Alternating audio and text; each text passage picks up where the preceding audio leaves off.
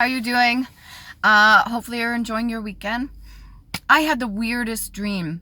The thing is, it's almost like this aggravating kind of like trying to kind of pull me away from remembering. But yet, the more I focused in on it, the easier it is to try to remember little bits of the dream. Part of it was me going up these stairs.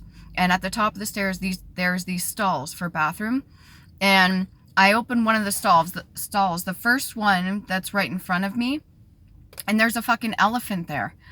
Like a medium-sized elephant, maybe not a baby and not full grown, but like a medium-sized elephant. I don't know how it would, it's a dream, remember, fit in the stall, but it just looked at me and then kind of tilted its head, and I'm like, oh, I am so sorry.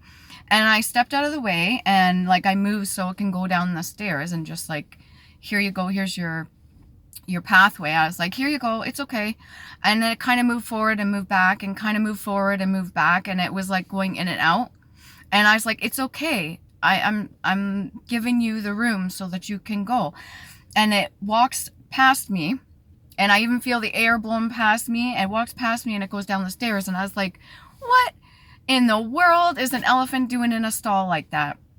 And another part of the dream was I'm in like this change room, and instead of like a door, it has drapery, and it's yellow drapes, and it's in front of me just to kind of, I think I was changing into a bathing suit or something like that. And this lady kept coming up and she was being really intrusive, kept wanting to look in the curtain. And I was like, would you mind? And she goes like this and she takes the whole fucking curtain. So I'm like partially changed, and so like I throw my clothes on stuff and I see her run over and she kind of rolls it up, and then she gets into this like hole. It almost looks like sand or quicksand, but you could see the top of it that's kind of going in on itself, and she like went into this hole kind of like Alice in Wonderland, how the rabbit goes down the hole, but she goes into this hole. And I was like, oh no, you don't, right? And it's sinking down, and you could see the rolled up fabric, the yellow fabric, like slowly going in this hole, and like I'm grabbing and trying to tug at it and pull it back. I guess I fought hard, but I thought that part of the dream was odd too. And there was a couple other bits that I didn't really take the time to go into.